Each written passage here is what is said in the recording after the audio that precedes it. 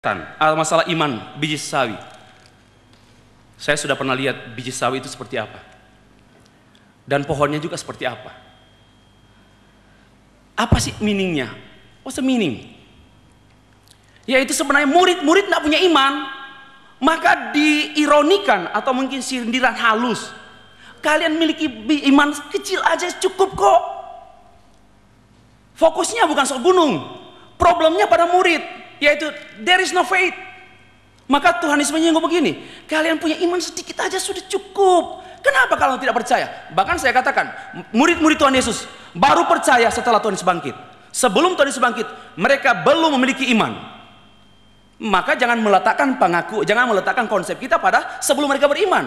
Mereka hanya sebagai pengikut saja karena mengagumi mujizat, mengagumi pengajarannya, tapi belum believe, belum percaya. Nah, oke, saya pikir kalau mau bahas satu persatu, mungkin kita akan tindak lanjuti dalam pertemuan tahun depan. Katanya ini panitia sudah nyinggung-nyinggung. Kalau bisa para ahli duduk sama dan kita bahas bersama untuk menemukan, bukan menemukan persepsi yang sama, untuk mengerti persepsi masing-masing kita. Karena impossible menemukan persepsi yang sama. Itu dulu. Saya akan bertanya atau? Oke, ada sedikit ini perlu diselesaikan ini. Begini. Bapak barangkali membutuhkan ensiklopedi berjilid-jilid untuk menentukan seseorang itu bohong atau tidak. Kalau kita yang normal itu satu kalimat aja kita sudah bisa tentukan orang itu bohong. Saya alhamdulillah ya, saya pernah jadi rektor, sampai sekarang saya ketua yayasan di Rawamangun. Kalau ada dosen yang melamar ke saya, kemudian saya tanya, bagaimana kapasitas keilmuan saudara? Cobalah cerita sebentar. Kemudian dia mengatakan, aduh Pak Ramli, saya baru tadi dari Bekasi, saya melihat seekor onta tadi masuk lubang jarum. Seekor onta masuk lubang jarum. Dengan satu kalimat itu saya sudah usir dia, karena nggak mau saya punya dosen yang akan menipu mahasiswa saya. Bagaimana seekor onta bisa masuk lubang jarum?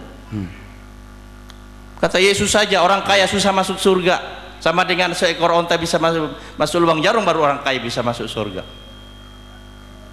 Jadi kebodohan dan kemustahilan seseorang satu kalimat aja udah bisa diketahui. Ngapain harus berjilid-jilid? Jadi kitab Kejadian yang beberapa belasan ayat itu kita sudah bisa pastikan ini ayatnya nggak benar, Pak. Ayatnya nggak benar. Jadi saya tidak menerima apa yang Bapak katakan tadi harus urus seluruh alam diterangkan, tidak. Satu kalimat aja udah cukup kok. Iya. Saya kira. Iya. Kasih. Masih ada tanggapan, Pak? Ya sedikit. Sebenarnya kalau bicara soal lubang jarum itu analogi. Yesus mengajar pakai analogi, sama dengan kita biasanya seperti guru mengajar untuk dapat analogi. Bahwa memang tidak ada keselamatan tanpa Yesus. Kenapa? Enggak ada. Bagaimana mungkin onta masuk dalam lubang jarum? Keselamatan itu dari Allah, bukan dari kita mengupayakan dengan cara apapun, kesalehan kita pun tidak mungkin. Itu yang dijelaskan oleh Tuhan Yesus. Bukan, jadi analogi, pakai analogi. Tidak ada jalan untuk masuk. Onta pun tidak bisa masuk. Itu memungkinkan. Karena itu hanya Allah yang bisa menyelamatkan, bukan onta. Onta kita tunggangi dan kita makan kalau bisa gitu. Makhluk hidup dan dia tidak membutuhkan keselamatan. Nah, ya itu saya pikir cukup, saya tidak akan jawab lagi karena ini persepsi kami. Oke. Ya. Tapi secara faktual Pak harus mengakui, Pak, bahwa seekor onta nggak bakal bisa masuk lubang jarum, Pak. Itu yang saya minta dari Bapak. Secara faktual itu nggak akan mungkin bisa.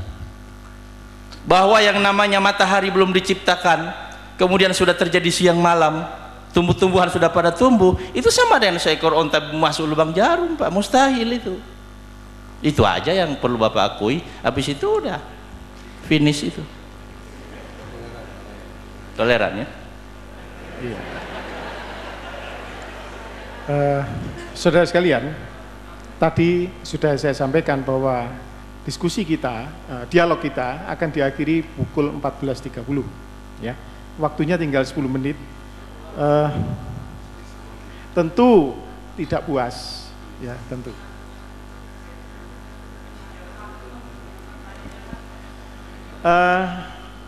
Gimana ini? Juga ada yang tertulis di sini. Saya jadi bingung. Apa yang tertulis saya bacakan, saya tambahkan. Iya, sebentar. Ini sudah masuk dari tadi, ya. Dan juga ada pertanyaan dari Bu Ratih tadi juga belum terjawab. Jadi saya kira saya bacakan dulu ini. Ini dari Arwin Gunawan. Pak Stephen. Ini pertanyaannya Pak Stephen, ya. Jadi saya ralat.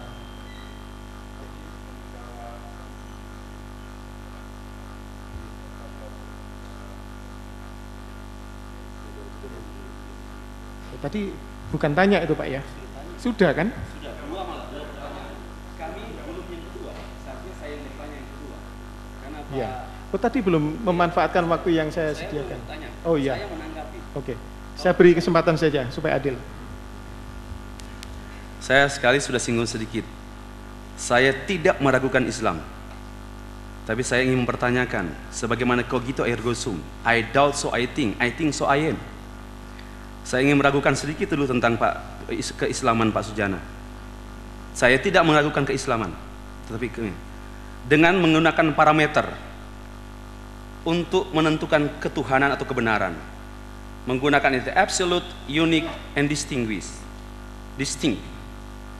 Kemudian ada kalimat yang menggelegar, terungkap, Allah itu menguasai dunia karena Allah mengetahui ruang dan waktu. Kalau Allah menguasai dunia ini oleh karena dia tahu, sudah tidak absolut. Sudah tidak absolut lagi. Sudah terbatas. Karena ternyata pengetahuannya terikat pada ruang dan waktu. Itu sudah tidak absolut.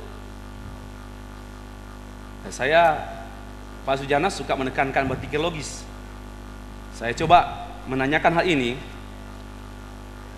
Allah baru bisa menguasai, Allah itu menguasai dunia karena dia mengetahui ruang dan waktu.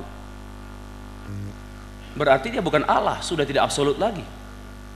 Kemudian juga saya singgung tadi dalam percakapan, bagaimana mungkin kita bilang absolut, kemudian ada lagi yang lain, yaitu unik dan ada yang distinct. Kalau ada absolut, there is no another. Tidak ada yang lain lagi, yang unik kah, yang distinct, tidak perlu lagi. Kenapa? Sudah absolut. Berarti ini sebenarnya ada terjadi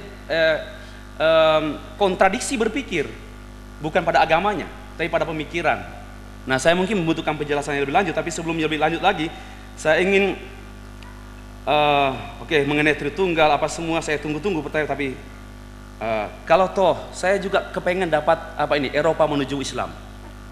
Jika ada kami butuh juga, dan saya akan memuji Tuhan kalau ada orang Eropa menjadi Islam.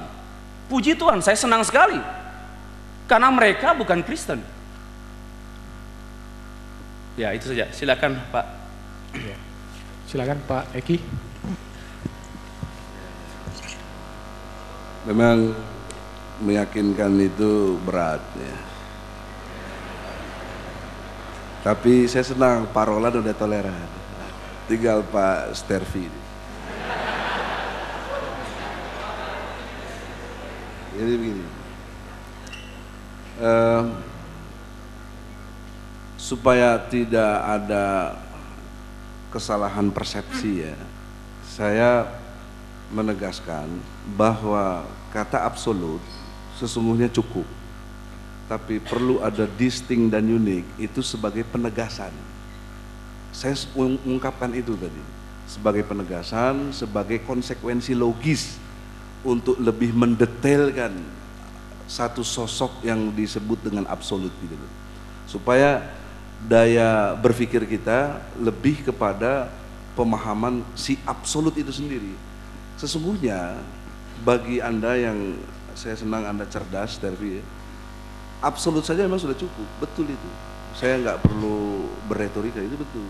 Tapi kenapa saya perlu ada istilah distinct dan unik? Itu penegasan dari si absolut. Karena itu konsekuensi logis.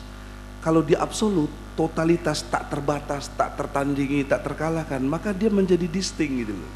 Dia itu si absolut, itulah dia. Tidak ada yang serupa seperti si absolut itu. Nggak ada yang bisa menyerupainya. Kalau bahasa Islamnya